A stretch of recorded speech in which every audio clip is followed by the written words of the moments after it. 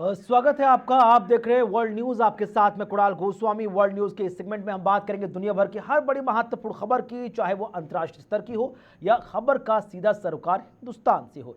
एक एक खबर पर विस्तार से निगाह डालेंगे। विपक्ष, विदेश के मामलों के जानकार उन खबरों पर क्या अपना नजरिया रखते हैं, वो भी आपके साथ साझा करेंगे। लेकिन शुरुआत पहली बड़ी खबर के साथ, और सबसे पहले बात अमेरिकी राष्ट्रपति डोनाल्ड ट्रंप की, जो प्रधानमंत्री नरेंद्र मोदी की जमकर प्रशंसा करते नजर आ रहे हैं। ट्रंप ने पीएम मोदी को दुनिया के महान नेताओं में गिना। मोदी और शी जिनपिंग को सबसे बेहतर नेता बताया। ट्रंप ने एक्सियोसिस इंटरव्यू में जमकर तारीफ की है। ट्रंप ने पीएम मोदी के लंबे नेतृत्व की जमकर सराहना की। ट्रंप बोले कि भारत की आर्थिक वृद्धि बढ़ाने का श्रेय प्रधानमंत्री मोदी और लगातार 12 सालों की स्थिर सरकार की वजह से हुआ है। इसी दौरान अमेरिकी राष्ट्रपति ट्रंप ने पीएम मोदी को बहुत मजबूत इंसान भी बताया। पीएम द्वारा 1.5 अरब लोगों का नेतृत्व करना शांतिपूर्ण और सराहनीय भी है। ट्रंप बोलते नजर आए कि मोदी का युद्धों से दूर रहना एक समझदारी वाला कदम है। वो समझदार इंसान है, इसलिए युद्ध से और कंट्रोवर्शियल स्टेटमेंट से दूर रहते हैं। ट्रंप ने कहा कि मोदी के नेतृत्व में स्थिर सरकार है, मजबूत सरकार है। वो बेहतरीन, मजबूत और शानदार नेता है। ट्रंप यही नहीं रुके, उन्होंने साफ कहा कि आने वाले वक्त में भारत और अमेरिका के संबंध और शानदार होते हुए नजर आएंगे। बहरहाल, क्या कुछ कहा अमेरिकी राष्ट्रपति डोनाल्ड ट्रंप ने प्रधानमंत्री मोदी को लेकर, नजर डालिए, फिर सीधे चर्चा को आगे बढ़ाते हैं।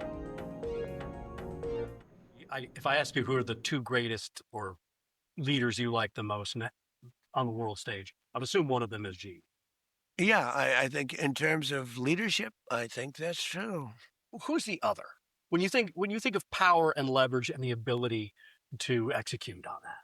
Well, I think Modi is Modi. very good. Yeah, they've had some very good numbers announced.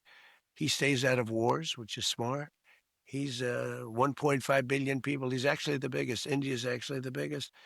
Modi's a great leader, and we do a lot of business with them. But now we do fair business. They used to really rip us off. I don't blame them for that. You know, we had stupid politicians, but that allowed that to happen. But now we do a lot of business. They're not that happy about it because they used to do a lot better. So, but Modi's great. President Xi is great. Classics, you know. I mean, if you were going to make a movie about either one of them, you you wouldn't be able to find the man in Hollywood. I'm telling you, it's as example, the look of Xi's got a great look. You know, looks don't matter, right? You know, we don't like that. They say don't talk about looks, but he's you know, he's tall. He's 6'2". He's got a great stature. He's got great confidence, and he's smart. Modi in a very different way, just highly respected. I've seen, you know, I know the real Modi is a very tough cookie. I'll tell you, I got to know.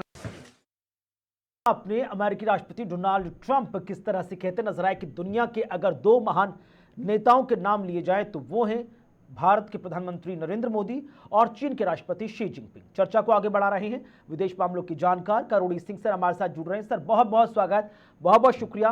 प्रधानमंत्री नरेंद्र मोदी को लेकर दिया गया ये बयान Donald Trump का, उनकी तारीफों में पड़े गए कसीदे, कैसे आप देखते हैं? 24-48 घंटे में दूसरा ऐसा बयान जहां पर वो प्रधानमंत्री नरेंद्र मोदी के मुरीद होते नजर आए हैं, किस तरह से आप देखते, कैसे एनालाइज करते हैं? देखिए कुणाल, जहां तक ट्रम्प साहब का किसी की प्रशंसा करना या किसी को ह्यूमिलिएट करना या डेरोगेटरी वर्ड यूज करना, ये वो करते रहे हैं कि आज किसी की प्रशंसा कर रहे हैं, कल उसको डेरोगेटरी रिमार्क भी यूज कर देंगे। मेलोनी की पहले बहुत प्रशंसा करते थे, यूरोप में सबसे अच्छी नेता कहते थे।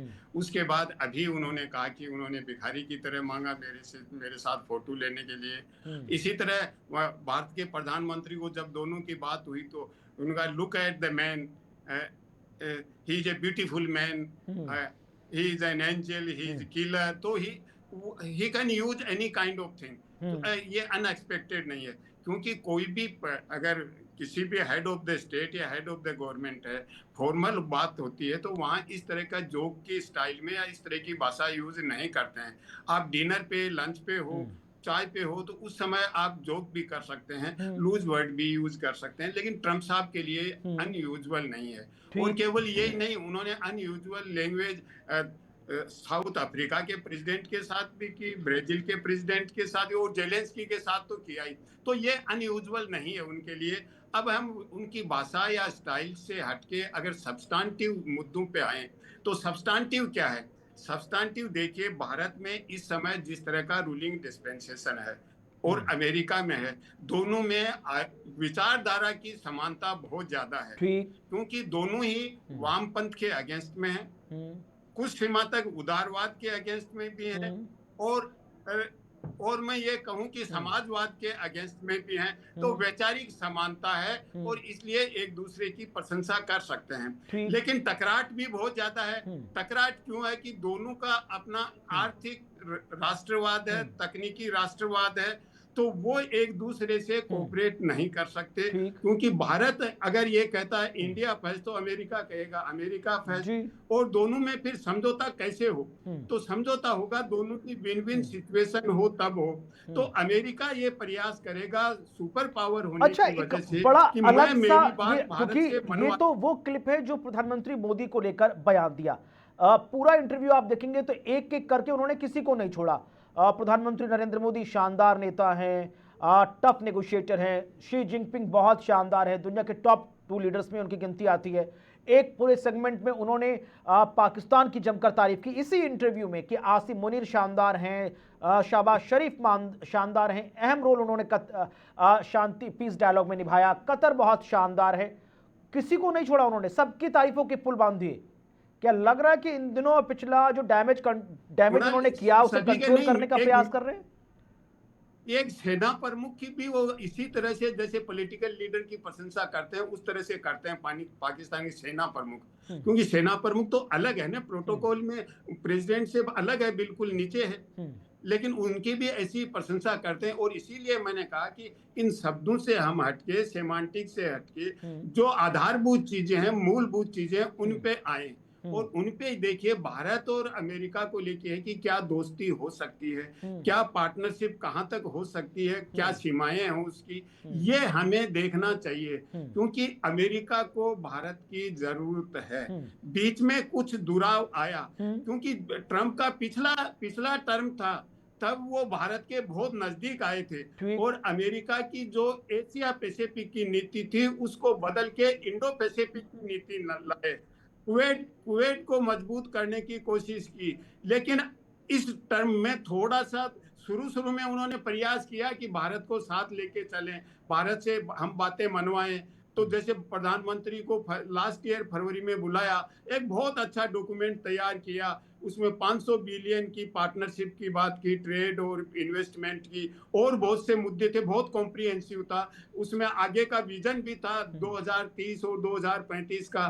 फिर नवंबर में डिफेंस पार्टनरशिप का एग्रीमेंट भी हुआ दोनों देशों के रक्षा मंत्रियों के। लेकिन बीच में जब ट्रेड नेगोशिएशन में दिक्कत आई ना, तब वो भारत से दूर हो गए। लेकिन अब चीन जाके आए, उसके बाद फिर भारत की तरफ झुकाव आया है, क्योंकि उनको चीन से जो उम्मीदें थी वो पूरी नहीं हुई। ठीक है, एक और महत्वपूर्ण सवाल फिर आगे बढ़ूंगा सर, क्योंकि बहुत इंपॉर्टेंट है। अभी मैं रिसेंट देख रहा था कि एनएसए ब्रिक्स की एनएसए लेवल की बैठक होने जा रही है और भारत की तरफ से स्टेटमेंट आया है कि इस एनएसए लेवल की बैठक जो ब्रिक्स की होगी, Brazil, Russia, India, China, south Africa, इसमें भारत चीन व्यापार और उनके संबंधों पर प्रमुख फोकस रहेगा। ऐसा क्यों लग रहा है कि डोनाल्ड ट्रंप पीएम मोदी की जो जमकर कसीदे गढ़ रहे हैं, ये शी जिनपिंग की जमकर तारीफें कर रहे हैं? हाल फिलहाल में समझ में आ गया कि एक बहुत बड़ा नेटवर्क उनके सामने खड़ा हो रहा है जो इंडिया, चाइना और रशिया का है, और साथ में है ब्राजील और साउथ अफ्रीका। लिहाजा वो उस ग्रुप से इनको खींचकर अपनी तरफ लाना चाह रहे हैं। ये मेरा परसेप्शन है। कुणाल, ग्रुप एज सच वो खींचना इम्पॉसिबल है, और वो पहले भी ब्रिक्स को धमकी भी दे चुके हैं, ब्रिक्स इज डेड यहाँ तक भी कह चुके हैं, क्योंकि जो डी डॉलराइजेशन की प्रोसेस है उसको सबसे ज्यादा एक्सेलरेट करने वाला है वो ब्रिक्स है। और ब्रिक्स में वो चाहते हैं कि इंडिया है वो अमेरिका के साथ पार्टनरशिप अच्छी करना चाहता है, तो वो इंडिया को साथ लेना चाहते हैं कि इंडिया साथ आ जाए तो ब्रिक्स में फ्रिक्शन हो जाए। मुझे लगता नहीं कि वो होगा, क्योंकि साउथ अफ्रीका और ब्राजील है वो ऑलरेडी एक्सट्रीम पे, रशिया और चीन है वो क्लियर कट राइवल हैं। तो ब्रिक्स के जो 5 आपने सदस्य बताए, 2 से तो क्लियर कट अगेंस्ट में, 2 के साथ राइवलरी है। तो इंडिया है जो बैलेंसिंग फोर्स है इस स्थिति में। तो वो ये चाहते हैं कि ब्रिक्स किसी न किसी रूप में कमजोर हो। क्या कमजोर अच्छा, होगा? विदेश मुझे नहीं मंत्री लगता कि एस ब्रिक्स किसी जयशंकर भी के रूप में स्टेटमेंट को कमजोर आप होगा। कैसे देखते हैं? जब उनसे पूछा गया था वेस्टर्न मीडिया द्वारा कि G7 को आप कैसे देखते हैं, उन्होंने कहा कि ये एक अलग एलीट क्लास का टेबल है। बोले आप इसमें नहीं, बोले हमें फर्क नहीं पड़ता, we have our own table, हमें दूसरी जगह टेबल पर जाने की जरूरत नहीं है, हमारा अपना खुद का टेबल है जहां पर इंडिया है, चाइना है, रशिया है, साउथ अफ्रीका है, ब्राजील जैसे लोग हैं। बोले हमें दूसरे क्लब की जरूरत ही क्यों नहीं। अब जिनको हमारे पास आना है वो हमसे बात करें, हम उस टेबल के बिल्कुल भी मुरीद नहीं है ना, we were in the touch of that thing. How you are looking after this? देखिए कुणाल, G7 है वो कोल्ड वॉर की उत्पत्ति है, नेटो और G7। दूसरी जो कोल्ड वॉर की उत्पत्ति थी G77 या नॉन अलाइन मूवमेंट, वो बहुत कम अफेक्टिव हो गए, या यूं कहिए बिल्कुल कमजोर हो गए हैं। लेकिन G7 वैसा का वैसा चल रहा है, और इसमें जो देश हैं वो ये कहते हैं कि हम पूरी तरह प्रजातांत्रिक हैं और विकसित देशों का एक छोटा क्लब है, दूसरों को वो सम्मिलित नहीं करते हैं। रशिया को किया था थोड़े समय के लिए 1998 से 2014 तक, उसके बाद वो वही साथ का है, वो एक्सपेंड नहीं कर रहे हैं। उनको मालूम है एक्सपेंड करेंगे तो डिसेंशन बढ़ जाएगा, निर्णय लेना मुश्किल हो जाएगा, एक कारण ये है। दूसरा यह है कि वो दूसरों को सम्मिलित करेंगे तो इनका प्रभाव कम हो जाएगा, क्योंकि धीरे धीरे जो G7 वाले हैं उनकी जो ग्रोथ की, विकास की प्रगति है वो बहुत धीमी है।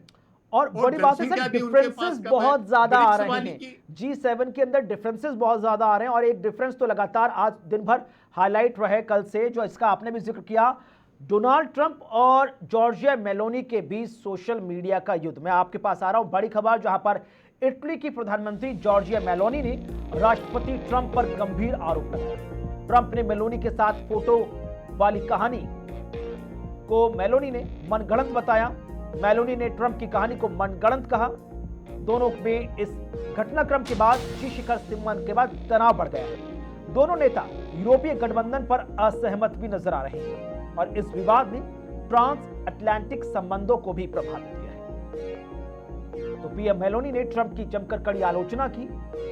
मेलोनी के रिप्लाई के बाद ट्रंप ने जवाब में फिर मजाक किया, और इसकी चर्चा पूरे यूरोपीय नेशन में हो रही है, जहां पर डोनाल्ड ट्रंप ने कहा कि G7 में जॉर्जिया मेलोनी मेरे पीछे पड़ी थी एक फोटो खिंचाने के लिए, और मैं खिंचाना नहीं चाहता था। उसके बाद अब जॉर्जिया मेलोनी ने कहा कि ना मैं कभी किसी के आगे झुकी थी, ना झुकूंगी, ना कभी इटली झुकेगा। ये दो तस्वीरें भी लगातार सोशल मीडिया पर वायरल थी, जहां पर हॉट एक्सचेंज, ये देखिए, ये एक जॉर्जिया मेलोनी का बॉडी लैंग्वेज जो डोनाल्ड ट्रंप के सामने किस तरह से, एक ये जिसको लेकर डोनाल्ड ट्रंप कहते नजर आए कि यहां पर वो मुझसे रिक्वेस्ट कर रही थी फोटो खिंचा लीजिए, मेरे पीछे पड़ी थी।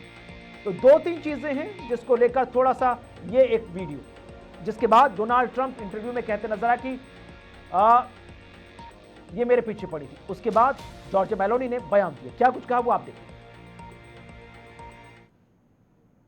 Certe cose meritano una risposta immediata. Le dichiarazioni di Donald Trump sono dichiarazioni totalmente inventate, sono francamente allibita, non so perché il Presidente degli Stati Uniti si comporti così con i propri alleati, non è del resto la prima volta che accade, posso solo dire che dispiace che non abbia la stessa determinazione con i nemici dell'Occidente, con i nemici degli Stati Uniti, con leadership con le quali invece si dimostra molto più accondiscendente, però una cosa se la deve ricordare, io e l'Italia non imploriamo mai। तो सुना आपने Giorgia Meloni क्या कुछ कहती हुई नजर आई। अब करोड़ी Singh sir, कैसे आप देखते हैं 2-3 चीजें, एक तो बॉडी लैंग्वेज, दोनों में खटास, आरोप प्रत्यारोप, बहुत कुछ है, इंटरनेशनल टॉपिक बन चुका है। देखिए कुणाल, ये कोई ट्रंप साहब के केस में अनयूजुअल नहीं है, क्योंकि शपथ ग्रहण किया था तो उस समय मेलोनी के बहुत नजदीक थे, मेलोनी को स्पेशली बुलाया था, और सबसे ज्यादा अगर अमेरिका के उस ट्रंप के शपथ ग्रहण के बाद में नजदीक था तो इटली था, और धीरे धीरे डिफरेंसेस हो गए हैं। और ट्रंप ने आने के बाद में जो नेटो में सॉलिडेरिटी थी वो भी कमजोर हुई है, G7 में भी कमजोर हुई हुई है, और इवन संयुक्त राष्ट्र संघ में भी थोड़ा बहुत इफेक्टिवनेस था, वो भी कम हुआ है। उन्होंने संयुक्त राष्ट्र संघ को भी कम किया है, और अमेरिका ने देखिए जो WTO है उसको कमजोर करने की कोशिश की है, तो जो अंतर्राष्ट्रीय स्तर की संस्थाएं यूनेस्को को कमजोर करने की कोशिश की है, WHO को कमजोर करने की कोशिश की है। तो ट्रंप साहब के साथ ये अनयूजुअल नहीं है, ये वो करते रहेंगे। जहां तक G7 और नेटो का सवाल है, ये एक संदर्भ में बने थे जब शीत युद्ध का काल था। आज दुनिया का संदर्भ बदल गया है, तो इनकी जो पुरानी लेगेसी है उसको छोड़ के आज के संदर्भ में इनको रीओरिएंट करना चाहिए, अपने नेटो को भी, या नेटो को डिसमेंटल कर देना चाहिए। क्योंकि नेटो तब बना था USSR को कंटेन करने के लिए, और जब USSR का डिसमेंटल में एक अंडरस्टैंडिंग थी कि अब नेटो की जरूरत नहीं है, डिसमेंटल हो जाएगा, लेकिन फिर उन्होंने एक्सपेंड किया नेटो का, और जो USSR से निकले थे देश उनको मेंबर बना लिया। जब यूक्रेन को बनाने की बात आई तो रशिया ने रेजिस्ट किया आखिर में। तो ये लड़ाई का कारण बन रहे हैं, लड़ाई को दूर नहीं कर रहे हैं, जंग का कारण बन रहे हैं। और इसीलिए इसी तरह G7 है वो विकास का साधन नहीं बन रहा है। ऑलरेडी काफी नाराज चल रहे थे ब्रिटेन से, इटली से, फ्रांस से, जिन्होंने अपने बेसिस नहीं दिए थे अमेरिका को ईरान इजराइल युद्ध में और ज्यादा आक्रामकता दिखाते हुए। लेकिन इन तमाम चीजों के बीच एक आज सुबह का रिसेंट वीडियो और आया सर, मैं आपके साथ वो साझा कर रहा हूं, जहां पर जब जॉर्जिया मेलोनी से पूछा गया कि आपका क्या कहना है जो ट्रंप ने कहा, उन्होंने कहा कि जो मुझे कहना था वो मैंने वीडियो संदेश में कह दिया। लेकिन उन्होंने कहा कि डोनाल्ड ट्रंप कह रहे हैं कि अगर मैं नहीं आता तो ईरान इजराइल में युद्ध और बढ़ जाता और ईरान परमाणु हथियार बना लेता। वो कह रही हैं कि पूरी दुनिया में 7 से 8 ही मुल्क हैं कि जिनके पास परमाणु हथियार है, और एक ही ने हमला किया है, वो खुद अमेरिका है, जो खुद हमला कर रहा है। इकलौता एक ऐसा देश है जो इसके ऊपर दाग लगा है परमाणु हमले का, वो दुनिया को नसीहत दे रहा है कि ईरान के पास परमाणु हथियार नहीं होना चाहिए। देखिए, उसको कुणाल हमें इस संदर्भ में लेना चाहिए, क्योंकि देखिए नेटो के देश या अमेरिका के अलाई इसलिए नहीं आए कि पहले अमेरिका ने कहीं भी इंटरफेरेंस किया हो, चाहे इराक में हो, अफगानिस्तान में हो, अपने मित्र राष्ट्रों को साथ लेके कंसल्ट करके इंटरफेरेंस किया या जंग किया। इस बार ट्रंप ने बिना किसी से पूछे, बिना किसी को साथ लिए, इवन जापान की प्रधानमंत्री ने ये कहा कि आपने हमें कंसल्ट नहीं किया, हम कैसे मदद करते आपकी। तो उन्होंने देखिए जो बात कही, उन्होंने कहा कि पर्ल हार्बर पे आपने बम गिराया था तो हमें कंसल्ट किया था क्या? पर्ल हार्बर वर्ल्ड वार के टाइम की बात है, इंपीरियल जापान था। तो वो तो बेसलेस ट्रंप साहब बातें करते रहते हैं। लेकिन अभी जो बात कही है वो मुझे लगता है वो इजराइल को धमकाने के हिसाब से कह रहे हैं। इजराइल को ये कह रहे हैं कि अगर मैं नहीं होता तो आप खत्म हो जाते, आप अब चुप बैठो, अब जो समझौता हो रहा है उसका सपोर्ट करो और लेबनान में इस तरह के हालात बिगाड़ो मत। तो वो इजराइल को धमकी दी है कि आपके साथ कोई नहीं है, मैंने आपको बचाया है, और इस तरह से करोगे तो आप खत्म हो जाओगे। क्योंकि इजराइल जो अभी जो समझौता हुआ है, एक समझ पत्र तैयार हुआ है, उसका निरंतर रूप से विरोध कर रहा है। और इजराइल की तरफ से आज भी स्टेटमेंट आया है कि शांति समझौता ईरान अमेरिका के बीच हुआ, हमसे कोई लेना देना नहीं है। चलिए मैं लौट रहा हूं इसी बीच, लेकिन ईरान भी थोड़ा सा तल्ख है। बड़ी खबर आ रही है जहां पर शांति समझौते के बाद भी विश्व शांति पर ईरान का बयान सामने आया। ईरान ने कहा सभी मोर्चों पर जंग खत्म करने की जिम्मेदारी अमेरिका की है, समझौते का उल्लंघन होने पर वॉशिंगटन ही जिम्मेदार होगा। तो ईरान के विदेश मंत्री ने पाकिस्तान के मंत्री से फोन पर बात की, और अल जजीरा के अनुसार उनके विदेश मंत्री अब्बास अराक्ची ने यह बयान दिया कि इजराइल हिजबुल्लाह युद्ध विराम लागू होने के बाद यह बयान वो दे रहे हैं। हिजबुल्लाह प्रमुख नईम कासिम ने इस पूरे कब्जे को अस्वीकार भी किया है, जबकि हिजबुल्लाह कब्जे वाली जमीन मुक्त कराने पर अडिग है, जिसकी वजह से एक बार फिर से तनाव की संकेत नजर आ रहे हैं। अब करोड़ी सिंह सर, कैसे आप देखते हैं जहां पर ईरान ने कहा कि भले ही अमेरिका और ईरान के बीच 14 मुद्दों पर MOU साइन हो गए हैं, लेकिन अभी भी अगर कोई गतिरोध रहा, युद्ध का उल्लंघन हुआ, शांति विराम का उल्लंघन हुआ, तो सीधे वॉशिंगटन ही जिम्मेदार है। देखिए, कुणाल, वो इसलिए कहा है कि अब जिसकी हम समझौता पत्र की बात करते हैं वो समझौता नहीं है। वो समझौते के लिए आगे कैसे बढ़े, एक समझ पत्र है कि इन बिंदुओं को इस तरीके से हम आगे बढ़ेंगे।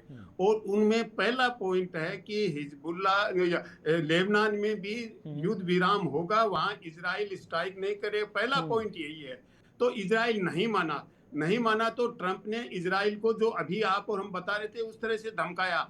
तो कल कतर और अमेरिका ने हिजबुल्ला और इजराइल में समझौता करवा दिया है, युद्ध विराम का कल हो गया है। तो मुझे लगता नहीं कि अब आगे उसमें स्ट्राइक और काउंटर स्ट्राइक होगा। लेकिन अभी जो मेन चीज है कि जो इजराइल ने कब्जा कर रखा है सदर्न लेबनान पे, क्या वो खाली करेगा? वो खाली नहीं करेगा तब तक ईरान इसको आगे नहीं बढ़ने देगा, क्योंकि पहली शर्त यह है कि लेबनान में जो इंटरफेरेंस है वो कम होगा, उसके बाद आगे बढ़ेंगे। तो अभी बहुत दूर है, अभी तो मुझे लगता नहीं कि ये तूफान के पहले की शांति है या आगे पूरी तरह शांति होगी, अभी कह नहीं सकते। लेकिन अभी बहुत दूरियां हैं, बहुत स्टेजेस पे बातचीत होगी, कोई एक समझौता नहीं होगा, कई समझौते होंगे और अलग अलग मुद्दों पे अलग अलग समझौते होंगे। लेकिन अभी जो बातचीत आगे बढ़ती है, क्योंकि कल जो बातचीत होनी थी वो तो कोई बातचीत का मुद्दा या कोई बड़ा एजेंडा नहीं था, उसमें तो इतना सा था कि हम आगे कैसे बढ़े इसके बारे में बातचीत करें और ये समझ पत्र है इसको सेलिब्रेट करें, इतना सा था। कोई ज्यादा समझौता होने की बात नहीं थी, कल होना था वो। लेकिन अब वो आगे बातचीत कैसे होती है। लेकिन एक चीज हमें स्पष्ट रूप से समझ लेनी चाहिए, ईरान शुरू से कंसिस्टेंट है। अगर आप समझौता करते हैं, बातचीत करते हैं, हम तैयार हैं। आप जंग लड़ना चाहते हैं, उसके लिए तैयार हैं। फिर भी ईरान बर्बाद हो गया, लेकिन फिर भी ये कंसिस्टेंटली कह रहा है। अमेरिका के एटीट्यूड में फ्लक्चुएशन आ रहा है और कई लोग तो कह रहे हैं कि बड़ी दिक्कत है कंपेयर टू ईरान, अमेरिका का इसमें ज्यादा लॉस हुआ, ईरान ज्यादा इमोशनली सक्सीड हो गया। चलिए मैं लौट रहा हूं, एक बड़ी खबर पड़ोसी मुल्क बांग्लादेश से आ रही है, जहां पर बांग्लादेश की राजधानी ढाका में हिंदू समुदाय ने मशाल जुलूस निकाला है। भगवान श्री राम के कथित अपमान पर नाराजगी का मामला लगातार सुर्खियों में है। गायबाधा में पलाशबाड़ी में राम मूर्ति निर्माण को रोका गया। 81 फीट ऊंची दुनिया की सबसे बड़ी राम प्रतिमा प्रभावित होती हुई नजर आई है। अब कट्टरपंथी समूहों की धमकियों के बाद काम रुक गया है। जुमे के बाद राम की तस्वीर पर जूते तक फेंके गए, जिसके बाद शाहबाग से शुरू होकर प्रेस क्लब तक हिंदू समुदाय के लोगों ने जुलूस निकाला। दोषियों की गिरफ्तारी और निर्माण शुरू करने की मांग भी की गई है और इस प्रदर्शन में श्री राम के नारे भी लगे हैं। छोटा सा रिएक्शन सर आपका, कैसे आप देखते हैं? देखिए कुणाल, जो हसीना के अगेंस्ट में मूवमेंट चला था, वो हो सकता है हसीना के बहुत से निर्णय भी गलत हो या सही हो, वो नहीं कहेंगे हम, लेकिन उसमें जो कट्टरपंथी हैं और जो प्रजातांत्रिक प्रक्रिया में बिलीव करते हैं और यूनिवर्सिटी के स्टूडेंट्स, ये तीनों समूह मिलके हसीना के अगेंस्ट में थे, हसीना को डिस्प्लेस कर दिया। लेकिन उसके बाद जब चुनावी प्रक्रिया शुरू हुई तो उसमें बांग्लादेश के आवाम ने ये कहा, भाई स्टूडेंट्स को एक्सपीरियंस नहीं है, राजनीति नहीं चला सकते, उनको नकार दिया। कट्टरपंथियों को भी बहुत ज्यादा समर्थन जितना मिलना चाहिए नहीं मिला।